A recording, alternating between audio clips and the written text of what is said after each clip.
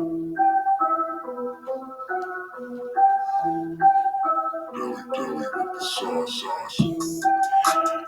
yeah, it is Jelly G with the sauce. Happy New Year, everybody! It is Saturday, January 2nd, 2021. Yes, 2021, 2020 has now come and gone. And now we can hope for better and more prosperous things to come in 2021. So, 2021, the first episode of the next show in 2021. So, and what I'm going to have for you guys is a little NFL picks action, and then some NBA talk. The Raptors finally got their first win of the year. Hey, here we go now. So, hey man, let's hope they can start a win streak here because I don't know, first 3 games they weren't looking so hot. So I know it's early on in the season, but it is a shortened season. So hopefully they can get their shite together and just get it rolling. Start the playoffs already. See what they can do then. All right, so I got the NFL big board in front of me here, so it's ready, and so am I. So let's get these picks over with here. All right, Falcons at Bucks. So I'm going to take the Buccaneers. They're at home. They're rolling. Atlanta has found ways to lose games all sorts of ways. So I expect them to lose this one as well. The Cowboys at the Giants. Even though the Giants are at home, the Dallas is fighting for their playoff lives here to get a berth in the playoffs and win that NFC East division. If Washington continues to choke it away, I mean, it was practically their division to win, and they seem to be losing games a lot of different ways. So I'm gonna take the Cowboys, man. Next game, Jets at the Patriots. Listen, I haven't picked my Jets much this season, but on this one, I am going to take them because I think Buffalo softened them up a little bit, and they have nothing with Stidham. They had nothing with Cam, and they clearly have nothing with Stidham. So I don't know who their quarterback of the future is going to be, but on this one, I'm going to take the Jets to finally get a much-needed road victory in Foxborough to build up their confidence going into next season. That's a nice positive to take going into the next season, is that you came in and you finished what was left over of what Buffalo did to them. You just came in like vultures and just feasted on the carcass that Buffalo murked the previous week. So let's do that. Let's take advantage of kicking them while we're down and get a nice victory in Foxborough. All right, next game, Vikings at the Lions. You know what, man? I think I might take the Vikings on the road. It's a division game. The Lions have just not been good at all. I don't know what's been going on with the Lions, but they've been so inconsistent. I don't really trust them, whether they're at home or not. So I'm going to take the Vikes. Before I get to the next game on the docket, actually, can I just say that even though I thought it was going to be a crappy week last week, I still ended up with 10 correct picks. Double-digit picks again. So for the 5th straight week, 10 picks or more. Hey, man, that's all right. That's all right. Okay, so next game on the docket, Steelers at Browns. This you could say it really doesn't mean much for the Steelers, but I think they're fighting with the Bills, right, for the number 1 seed and the only bye this year. So, and I think the Browns might win because A, they're at home, and B, they lost to the Jets, so they're going to be pretty pissed about that. And division game, you know what I mean? So I think there's a lot at stake in this one, and I think the Browns are going to come up with the victory. All right, Ravens at Bengals. Bengals are garb. Ravens are jockeying for position in the AFC as far as playoffs concerned. So I'm gonna take the Ravens. Dolphins at Bills. Okay, this is where I give a shout out to my boy Jesse and my boy Steve. This is a big game for both of your teams. It may not seem like it for the Bills, but again, it'd be good for them to get the bye. In case just to rest up any ailing bodies or things like that. Anybody who's been sort of out, has a few bumps and bruises, whatever, it'll give him a chance to rest up mentally and physically. So I mean, they're still battling with the Steelers for that one and only bye in the AFC. Meanwhile, the Dolphins, man, it looks like Fitzmagic is going to be out. So Tua Tagovailoa is going to draw in. I think I read in an article here. I read in the preview, actually. I was doing some research this time on the matchups. But I was reading that Tua is 6-2 as a starter. That's pretty good. That's not bad. I mean, I'd take that 6-2 as a starter and a rookie. So, he's gonna start because I guess Fitzmagic is out with some COVID related whatever issue. The Bills are at home. I mean, they don't really have much to play for. This is such a tough one, man. The Dolphins rivalry game. The Bills, they're at home, and I know there's no fans, but they still want to put on a good show for the fans, watching at home and stuff like that. So, I picked the Bills a lot this year, and their record shows that they're a good football team and they're a team to pick in the AFC, especially against AFC matchups. But just because of what everything means, Jesse, I'm sorry, bro, but I'm gonna have to take the Dolphins, man. I'm taking Dolphins on this one.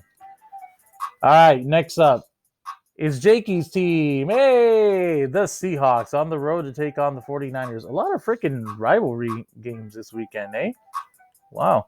Yeah, so they got to go on the road to San Fran. I mean, they're 11-4. They can still play for a 12-4 record. As far as jockeying for position, who to play, home playoff game, whatever in the NFC. I picked the 49ers to win last week, and I don't know if they did or not, but they did lose to the Cowboys. I know it was at Jerry World, but I don't know. I think I'm going to take the Seahawks. I got to take the Seahawks. There's a lot of pride and character over there in that locker room, and I don't think they're going to take a dive or anything or rest up or whatever. I think they're going to go out there and compete. It's a rivalry game. They always get up for these games in that division, so I think the Seahawks are going to take it. Okay, Cardinals at the Rams. Okay, so the Rams have a lot to play for here. They're 9-6. So if they get to 10-6, I think that would put them somewhere in sort of playoff positioning. They're at home. The Cardinals have been slipping. Maybe Kyler still has a bum shoulder. I don't know, but they're 8-7. They might just end up 8-8 on the season. I would take the Rams. They're at home. They still have something to play for. I would take the Rams. Okay, next one, Jags at Colts. So Colts are at home, and Jags are guard. So enough said. Take the Colts. Titans at the Texans. Deshaun Jackson. Just when you think the guy's gonna lose a game, he surprises you. I don't expect that against the Titans, though. Well coached. I think if Derrick Henry plays, he's gonna go off as he usually does. And they're not going to be too thrilled about losing last week either. So I would take the Titans on the road. Next game is the Raiders at the Broncos on the docket here. So Raiders at Broncos. Honestly, just on paper and what their record shows, I would take the Raiders on the road. I don't really trust the Broncos. They're 5-10. I mean, that's not great if you're supposed to have a decent team in that division. Next one on the docket, Chargers at the Chiefs. The Chiefs are just a friggin' monster in the AFC. They're 14-1. They just can't be stopped. They're at home. It's tough to play at Arrowhead. Justin Herbert has been playing lights out, especially for a rookie, but he's about to get a master class in how to win a football game. I mean, honestly, it could be a choke for Herbert, or it could be a shootout between the two guys. But in the end, Chiefs will be too much for the Chargers outside of the two quarterbacks that are playing against each other. All right, so Pack at the Bears, division rivalry, another one. Both these teams still have a lot to play for. And last week, I said that it's really tough to go into Lambeau and play. And the Packers are going to have to go into Soldier Field, under similar conditions. So I think, they're trained, they're acclimated for that. Devontae Adams is just like, he's just quietly been one of the best receivers in all of football. And, I think he'll continue to play as such. So if he does play and Aaron Rodgers plays, the dynamic duo will probably put on a show. So I'm going to take the Pack, yo, for all those reasons I mentioned. All right, next game on the docket, the Saints at the Panthers. Panthers are garb. I don't care if they're at home. They've stunned a few teams. They have 5 wins. They have stunned a few teams, including Washington, the team without a name that I picked to win that game against the Panthers and ended up winning the NFC East. But lo and behold, they ended up beating the Washington football team. But they're not going to surprise the Saints. The Saints know what's coming. I think Breeze is back, and even if he weren't to play any games, Taysom Hill can throw the ball. He can run with the ball. He's a pretty good spot quarterback for Drew Brees, definitely, and he knows the system. He knows the playbook. Yeah, so I think they'll be fine with or without Drew Brees there, at least for this game, because the Panthers are 5-10 for a reason, folks. All right, and the last game I see here on the docket. I mean, this one could be for all the marbles in the NFC East between Washington and the Cowboys.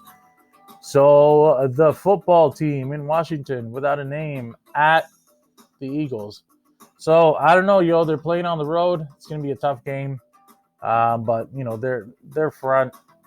Oh man, I just got a feeling about that Jalen Hurts might surprise and stun some guys in Washington. But I don't know. I think they know that it's for all the marbles. They know what's on the line, and I think their defense will come through in the end. So I'm gonna take the team without a name on the road to beat the Eagles, yo, and ultimately win the NFC East. So crazy that it's gonna come down to the wire, but sports is usually involves some type of drama, especially at the end of the regular season, leading up to the playoffs. It's all just a big build-up for the playoffs, basically, just to kind of get you pumped for what's coming. All right, guys. So those are my picks for NFL Week 17. I believe it's our last regular season weekend for the NFL. So awesome. We'll do my playoff picks probably next week. And stay tuned, guys. As always, lots more content coming. NHL 21 highlights, more packs to rip open and whatnot. Because even though the Tim Hortons promotion has ended as of New Year's Eve, December 31st, 2020, still got the rest of that box open, so that'll be fun. We'll see what gets uncovered. Some other cool stuff I'll be doing too. Yeah, and go Raptors and go Lakers. For the most part, the Lakers have been doing pretty good, I would say. They're just basically they were like the Raptors, the championship Raptors coming off the championship. They're basically just on cruise control until the playoffs. Until it came time for the games that really counted once they got there. So, yeah, I see the same thing in the Lakers. They're basically just on cruise control till the playoffs. And then once the playoffs come, we'll see what happens. We'll see what happens. Stay tuned. Anything else I want to talk to you about? Oh yeah, the darndest thing happened. So I had this little show on YouTube called The Next Show, and I don't know. I don't know if he saw it or not, or if it was because of what I said on Twitter about his match with Frankie Kazarian. But Chris Jericho, bro, I ain't fazed by that, man. You know what? Hey, that's get that dirt off my shoulder right there. This guy, I said after the match, if you want to be taken seriously as a pro wrestler, and you want to go against guys, half your age, and you want to continue to do this at a high level, bro, there are aspects off the mat that you have to focus on too, like proper training and nutrition to stay in optimal physical shape. All right, man. I wasn't coming on there to troll the guy. I said, even on this show, I said, I'm no spring chicken myself. But you give me 2 or 3 months, man, of dedication and the kinds of things that he has access to that I don't, that can help make you, a better, more polished athlete at what you're doing, then I would be on that and I would come through.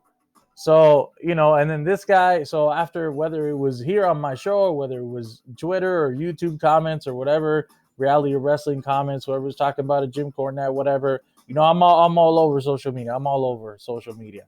So wherever it was, I don't know, it must have gotten to him, and this mofo blocks me from Twitter. Oh man, it was just great. It was just great. I just laughed when I went on that because he started trending the hashtag Fat Jericho, so I wanted to check that out. So I go on his page and I find out that's where I find out that he actually blocked me, man. Oh man, just some people just can't take the harsh truth, man.